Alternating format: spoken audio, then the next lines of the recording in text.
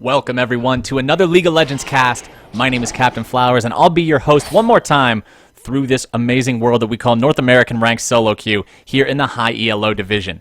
Today's match, we've got Rumble and Lulu in the top lane. We got Gragas and Nocturne in the jungle. Zed and Yasuo at mid, Kalista and Vayne on AD carry, and Thresh and Janna rounding out the teams on support. We managed to catch this one here at the very, very beginning, right as the teams spawn in on those summoning platforms. So we're going to see what they do here. Before the minions even show up, Nocturne and Yasuo are just going to drop a very early preemptive ward, making sure that the blue team's not going to try anything cheeky coming up through here, trying to invade them.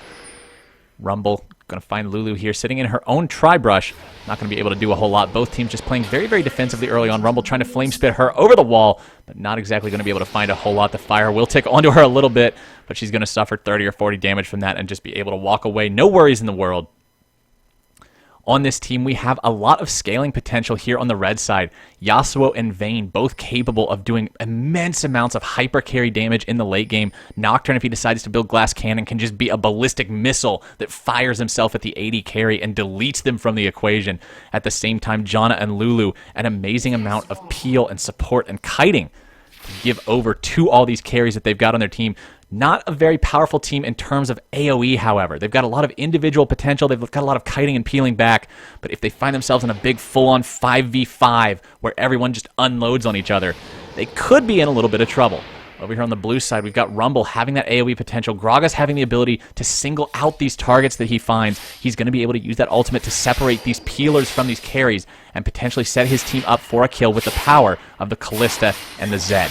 Yasuo and Zed getting into some early trades here in the mid lane. Yasuo wants to try to abuse that early on as much as he can. He's got that dash that he's capable of using, wanting to go in on Zed whenever those shurikens are down. Just you can see him doing right now, just going to set up his dash backwards, making sure he goes right back through Zed to safety. But the shuriken will be able to find him. Zed winning out on that trade a little bit here right now. It's going to be Rumble dropping very, very low, doing the double jungle here with Gragas. He wants to soak as much of that damage for his jungler as he can, since he'll be going back to the base anyway. Vayne and Janna getting very aggressive onto Kalista and Thresh here in the bot lane, but the Death Sentence going to be able to find onto Vayne now. Kalista switching her aggro over to Janna, and the Silver Bolts proc will go onto this blue side support. The exhaust being dropped onto Vayne as the blue side trying to find a little bit more out of this, but they will not be able to do so. Kalista not quite level 2 in this fight, an absolutely huge defining factor in the way that that went. The blue side likely would have gone deeper for that if they would have had that extra ability available on Kalista. Jungler's Nocturne going to go ahead and just clear out his Razorbeak camp here. He's got his red buff. Nocturne, a champion who can gank very early and be very effective at it. The fear plus that Duskbringer trail that makes him so quick, enabling him to do a lot of damage in these early on ganks. He is going to show up mid lane, put a little pressure onto Zed. Not going to be able to find much more than that, as the Vayne and Janna bot lane continue to push up against Kalista and Thresh early. Kalista having a lot of power in the lane if she can manage to abuse her lane opponent, but Janna and Vayne are going to have absolutely none of that this game. They managed to get a nice level advantage early, making sure that they both hit level 2s while Kalista was still at level 1. So they were able to take control of the lane, make it so they had a larger minion wave, and then it was unadvantageous for Kalista to try to fight in that. So red side taking control in the bot lane here nice and early. However, Kalista still having the CS advantage. Lulu and Rumble just trading a couple blows back and forth here in the top side. Both of them likely just going to end up farming up. Not a whole lot of kill potential early on here in this top lane, unless the junglers decide to show up. Gragas making his appearance bot lane as Rumble continues to find a little bit of damage onto Lulu here with those rockets, with that flame spitter. Gragas not exactly going to be able to initiate onto Janna and Vayne, though. The Condemn plus the Tornadoes going to do a lot to keep the Fat Man at bay. Zed and Yasuo staying pretty even in the CS department in the mid lane. CS actually very even across all the lanes. No one taking any sort of dominating lead here very early on in the game. 4 minutes in and still no first blood. Uncharacteristic for SoloQ sometimes. Usually you see at least one crazy ham play that ends up in somebody getting a kill or going a little bit too hard early on. Neither jungler having an impact yet either. Nocturne is going to go ahead and go back, grab his jungle item, and then Gragas still looking for some kind of gank in the bot lane. Going to move up through the brush. This is a powerful tactic if you can manage to get it to work, but sometimes it can result in a lot of wasted time as you end up sitting in the brush, waiting for something to happen. There's so many creeps sitting at this red side tower now that this red team bot lane is just going to sit there and last hit them for quite a while. It's potentially going to be a huge time investment for Gragas down here. We'll have to see if it manages to pay off for him, because it is going to have to be something. But he settles in for the long haul. The Thresh Essence is going to come out. It's going to connect onto a creep. Gragas trying to belly slam forward, but he's not going to get anything out of it. He lands a single barrel onto Vayne, but it doesn't even break the Janna shield open, and the Fat Man's time is all but wasted. Mid lane, Yasuo picking up that nice early Avarice Blade, getting a little extra gold income coming his way as he works towards that Static Shiv. It'll likely be able to speed that up by about a minion wave or two. Nocturne now, another lane gank attempt here, this time in the top lane. Going to be settled into this brush, hoping that Rumble decides to go aggressive onto Lulu. If they can manage to waste those Electro Harpoons, get Rumble to overextend a little bit, then they're going to be able to return the pressure onto him very quickly and almost certainly force a flash. Blue side now continuing to pressure in the bot lane. Kalista starting to build up a small CS lead for herself, but nothing to write home about. Rumble now getting a very aggressive onto Lulu, and it's going to be Nocturne from the brush. This brush camp is going to pay off as Rumble flashes away just in time to avoid that Fear Tether proc. Nocturne could have flashed after him, but decided against it. Going to go for the Dustbringer onto him now. The Spell Shield going to not be able to do what it needs to do as Rumble is now under the effects of a second Fear Tether. This one will be able to proc, and that's going to be First Blood going over to the Little Yordle. Nocturne's camp pays off as Kalista and Thresh engage on Vayne in the bot side. The Ignite is down. The Janna shield and the heal will both be popped to keep her alive, and Vayne does manage to walk away from that one, but she is going to be sent home in the process. Nocturne doing a wonderful job in the top lane, making that gank work out. He didn't use his flash as Rumble flashed away the first time. He was saving it instead afterwards. He lands the Dustbringer. He flashes over the Harpoons. He uses the Spell Shield on the second Harpoon, and he makes it so that he can continue the chase and grab the kill with ease. Gragas still no kill contribution yet this game. Both of these junglers have the ability to do a lot in the early game if they can manage to find those plays, and if they can manage to get ahead as the mid game rolls around. Both junglers have the ability to be a huge part in these team fights. Nocturne's threat, if he's fed onto that carry, is something that you have to divert a lot of attention in order to prevent him from just instigating whoever he dives onto. At the same time, if Gragas is fed going into the mid game, he's just so tanky you can't do anything about it. Zed and Yasuo getting into a 1v1 here in the mid lane, and it's going to be Zed finding the Ignite and the Death Mark onto Yasuo. He will be able to grab the kill, and he uses the Shadow to just dip on out of there before the tower has its way with him. Well played onto this blue side mid laner, seeing his chance to go aggressive, find that kill, expends every resource he has, but he goes home with the win, and that's exactly what the bottom line is. Rumble and Lulu continuing to get aggressive here in the top side. Rumble just wants to put pressure onto her as often as he can. He knows that he has the damage to win out in these trades as long as he doesn't get kited to death, and that's what he's being able to find here over and over again. A 5 CS lead advantage for him in the top lane. Mid still dead even. The biggest CS difference here, Kalista 58 to 44 on Vayne. The blue side actually starting to pull ahead by a decent margin here in the bot lane. Kalista showing how powerful her ability and mobility are in this early game phase. She has the power to just jump around, dash all around Vayne. There's no way to get away from her, even with Vayne's normal mobility. And it's very, very difficult for the red side to be able to deal with her this early on. Vayne will outscale, but Kalista definitely has that advantage working for her at the time being. Take a look at the vision game. The red team placing a couple wards here. After that initial lane gank by Gragas, the red team's aware, and they don't want that happening again. They've got wards placed down here in this farthest brush because if Gragas comes in for the lane gank, he's going to come down the lane, up through this brush, and sit in this one. So the red team is going to be aware if he shows up. They're going to know if he's there, and they're going to be able to just play back and waste his time doing it. Gragas invading on towards Nocturne, but Nocturne now setting up behind his laners. This is the lane gang power of Nocturne, just diving in with that paranoia on top of the enemy lane. He's going to find the Dustbringer. The Spell Shield will manage to block away that Kalista ult, but now he's in a lot of trouble. The Rend is going to drop him down to just 300 HP. The teleport coming in from Rumble. The Equalizer has been dropped, and it's Vayne now, the one who could potentially be the target, but she uses the final hour to get herself away for the time being. Flame Spitter and Electro Harpoons are out, and they will be able to find the kill. It's going to be the blue team who ultimately comes out on top at the end of this trade. A very well done teleport coming out from Rumble here, making it so that he's able to return this red team at aggression with some retaliation of his own. Lulu was not able to respond to that teleport with her own. She had already used hers previously. So the blue team was able to capitalize on that without fear of equal retaliation. Rumble now with an extra kill under his belt. He's going to be able to go back to lane. He's got a Blasting Wand and those Sorcerer's Shoes. A lot of damage going to be coming out onto him as Zed and Gragas pressure onto this tower in mid lane. One more hit's going to take it down, and the Fat Man gives it the old barrel bop as they now aggress on towards Yasuo. The tornado is not going to hit anything, and it's likely going to be a very dead Wind Samurai here. Zed needs one more shuriken, and he will find it. 3-1 now the team score. 10 minutes here into the game. The blue team up just a little shy of 1,500 gold, and it's red team who needs to find their way back into this game.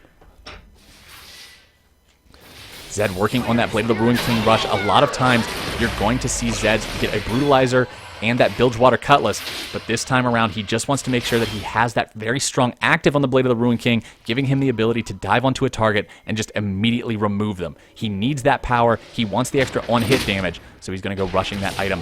I'm completely wrong, apparently. He is going to go ahead and grab the Brutalizer second. I was not even watching. I saw the Bilgewater Cutlass first, but it looks like he has actually chosen to go with that Brutalizer next, giving him the extra cooldowns, giving him the armor pen. This is, as I said, the more stereotypical build for Zed, and that is the one we're going to see. Yasuo now, almost having that static shift completed, needs another 70 gold to be able to finish off that core item, the one that really is Yasuo. Every single Yasuo in the game builds this item so powerful, synergizes so well with his kit, and we're going to see it working here in just a few moments. It's going to help him a lot dealing with this Zed. The only issue on Zed with going with that Bilgewater into the Brutalizer build is you don't have the first item completed as quickly, so you don't have that final tier item that active with the Blade of the Ruined King. So Yasuo will have the advantage of using that static shiv, but at the same time, he has to respect the damage coming out of Zed with that Bilgewater active and with that Brutalizer damage.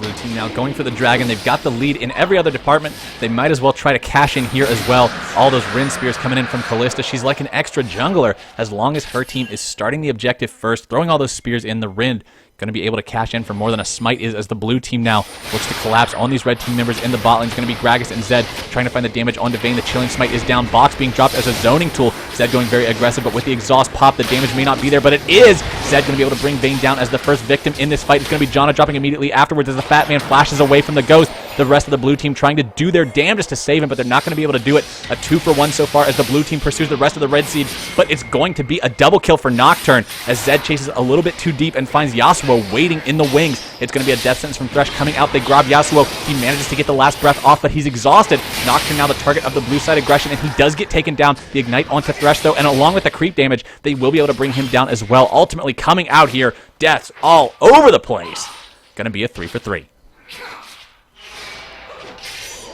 Callista now trying to hold off Yasuo, but he will be able to find the kill on her there. And ultimately, the blue side ends up losing out in this trade here bot lane. The red team being able to come up big, Nocturne grabbing the kills, helping his team out, and making success happen. He's got that warrior enchantment completed on his jungle item, going to be doing so much damage in these early ganks. He's got the armor pen, the cooldowns, the attack damage, and it's going to make all this extra power that he has when he jumps on someone hurt a whole lot. Gragas going with the standard Cinderhulk build, wants to just be that huge brick wall that jumps in the middle of these fights, knocks everybody away, and then tanks and soaks so much damage that it's very, very difficult for the enemy team to get past him. Zed now doing what I was saying earlier, what I was thinking was going to happen, but failed to properly observe. He is going for that Blade of the Ruined King at this point. Going to be his first completed big item, allowing him all that extra 1v1 potential, that extra active, putting even more damage onto the death mark and making it so he gets more auto attacks off while it's active due to the slow. Yasuo with the static shift completed. Ninja Tabby as well wants to resist all this AD power coming out of Zed, coming out of Callista. It's going to be the last breath that comes out onto Zed now, trying to use the death mark defensively to get himself away, but Nocturne in hot pursuit. He's got the Blade of the Ruined King, the Bilgewater Cutlass, already active. He's going to use the spell shield to be able to block the Fat Man's ulti, and now he has to retreat. It's Zed who does manage to get away from this. The equalizer has been dropped as Rumble roams over. Fat Man dropping very low, but Nocturne about to die, less than 100 HP. Thresh comes up, drops the shield, and he is going to be able to grab the kill credit onto Nocturne with that death sentence. The blue team now in hot pursuit. It's Lulu running away. The Electro Harpoons are going to connect. The Whirlwind comes out. However, the flashes are going to keep the blue team in pursuit of this Lulu. They need a little bit more damage, and they will be able to pick it up going over to this blue side mid laner, and the blue team comes out on top at the end of the day. 8-5 now the team score, 23.4 to 20.6 thousand gold. 3,000 gold of an advantage going over to this blue side here. Not even 15 minutes into the game. They're 1 dragon up. They're 2 towers up. They're 3 kills up, and they're starting to run away with it. Callista now looking to try to grab the damage onto this Yasuo. She's forced to face check the brush due to missing that original pierce, and they will be able to pick up the kill. Her team rotates over, makes it so Yasuo doesn't have the chance to pull off that cheeky counter.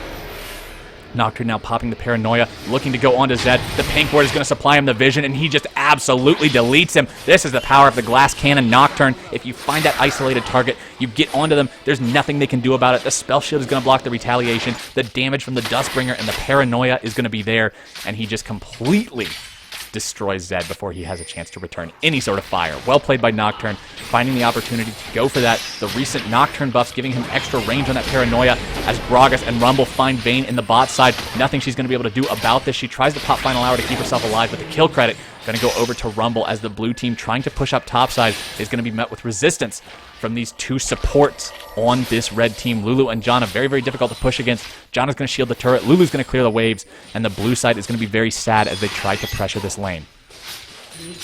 Janna continuing to just drop the BM, throwing out that mastery emote, letting the blue side know that they are not going to break this turret while she's on watch. Taking a look at the CS count in the game now, Callista still with that 18 edge over Vayne. Zed now with an almost 20 edge over Yasuo, and he's going in very deep. He drops the death mark, but Yasuo just trying to dash away from this one. He's going to use the wind wall. He finds the block onto the shurikens. He's going now back in with the last breath. Nocturne showing up, and it could be Zed in a lot of trouble here. He's going to drop that Bilgewater Cutlass onto the Ninja. The Ignite being dropped by Zed onto Yasuo, and it looks like Zed will be the first casualty of the fight, with Yasuo following right after as the Fat Man finds the follow-up. It's Rumble and Gragas now versus Nocturne. They have to try to make this work out and burst him down, and they will be able to do so. Nocturne with that glass cannon build does so much damage, but takes so much in return. Lulu dropping the wild growth on herself under the tower, trying to stay alive against the aggression of Callista and Thresh, but it's not going to be enough. The blue side bot laners rotating towards the top managed to find that kill, and this likely will be them taking their third tower of the game.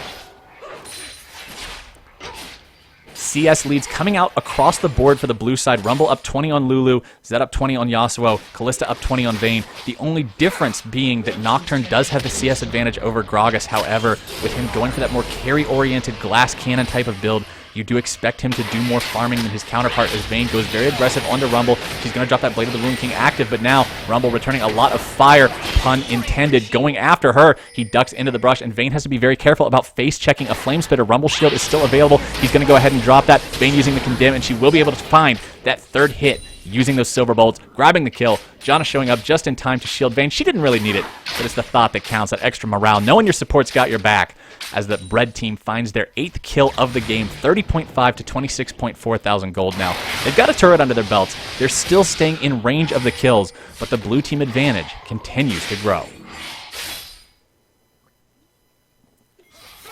Red team does have a very powerful combo. Now that these 5v5 team fights are going to start taking place soon, the second dragon of the game is live.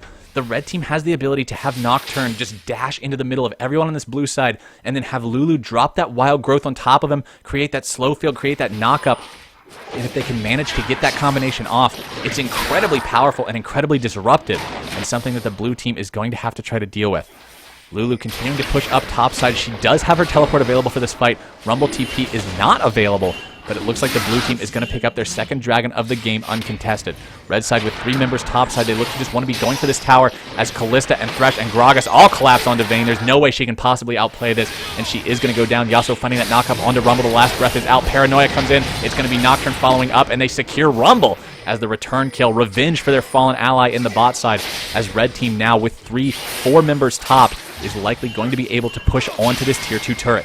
Both teams getting into an almost base race style scenario. Everybody from red team top. Most of the members from blue team are bottom. However, the pushing strength of Yasuo and Nocturne with this Janna AD shield could be a little bit more than the blue team would like to deal with. Blue team does manage to acquire that tier 2 already, though. Thresh and Callista able to push that down very quickly. Vayne has respawned. She will be able to try to defend against this. But if she gets caught out, it could be a base turret this early on for the blue side. Zed trying to stop these backs, just wants to throw the shurikens out, prevent these red team members from getting home safely. The Gragas Chilling Smite will be dropped onto the Ghost. The exhaust comes down from Yasuo, and it looks like Zed will be able to walk away from this one. Vayne and Lulu trying to fight against Callista Thresh, but Vayne dropping very, very low, being forced to flash away. Thresh drops very low, but the Rend will be able to find that kill onto Vayne. They're aggressing onto Lulu, and she's going to go down. A double kill onto Callista. The damage on this blue side 80 carry is unreal, as Zed going deep onto Janna. The shurikens above her head. She is going to pop. Yasuo dropping very low, Nocturne dropping very low, and it's going to be so many members dead on this red side. Everyone except Nocturne is in the grave, and he's so close. He can taste it, being forced to run away from the remaining blue side members. The Gragas barrel is going to come out. The slow is there. Can the Harpoons make it over the wall in time? They do manage to find it, and it's an ace for the blue side as this unchecked bot lane push results in what looks to be an inhibitor right as the 20-minute mark hits the clock. Very well played from the blue side. A sad miscommunication on red team about what they were going to do, who was going to go back, when they were going to go back, whether or not they could push fast enough. These were all questions that nobody apparently had a super solid plan for, and it turns out that the blue team push power was more than they were able to deal with, and the blue team acquires the most important inhibitor of the game here at just the 20-minute mark. Baron has spawned now, and the blue side, with how fed Kalista is, could potentially threaten to take it with this bottom inhibitor down. It's just another problem that the red team's going to have to deal with. They do have a good amount of vision up around the Baron area, 2 pink wards near it, a couple normal vision wards in the river, so they'll be able to see if blue team heads up that way, but they're going to need wards down in the actual pit. Nocturne does have a good ability to try to steal it away, using the paranoia to dive in and then attempt the smite. However, it is something that the red team is going to have to be very, very aware of. If the blue side acquires this Baron this early on, it's going to be a nightmare. Nocturne instead getting into that 1v1, but with a breast of blue team nearby, it's not going to be a 1v1 for long. They do manage to bring him down. The kill credit for that one. Going to go over to Rumble, sitting on 6 and 3 now. Not even bothering with the standard Rumble utility style items, just going for that death cap first item to do so much damage with these equalizers and flame spitters. The equalizer going to be dropped almost immediately. John now under a lot of pressure, and that's going to be the surrender coming out from the red side. Well played from the blue team. They take what was a close game that they were working on building a slow and steady lead with, and after that inhibitor, with that whole series of plays surrounding the inhibitor take, they managed to just lock the game away and force the FF here at 21-18. GG well played to everybody involved in this game. Once again, thank you everybody for checking out this cast. My name is Captain Flowers. I'm an aspiring shoutcaster. If you enjoyed this match, if you'd like to see more like it, please feel free to check out the other videos on the channel. Leave me a message, leave me a comment, let me know what you think, and I'll catch you guys next time.